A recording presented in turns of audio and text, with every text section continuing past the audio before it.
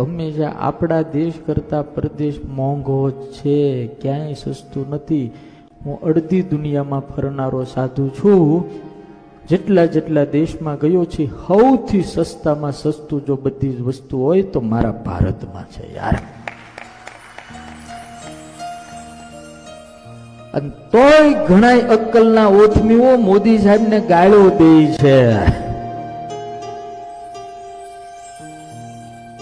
ઈ બેઠો છે ને એટલે આપણે હખીથી બેઠા છીએ, નકર છે ને આપણને ઘરમાં ઘૂસીને કોક મારી જાય એવી દશા થઈ ગઈ હતી વચ્ચે.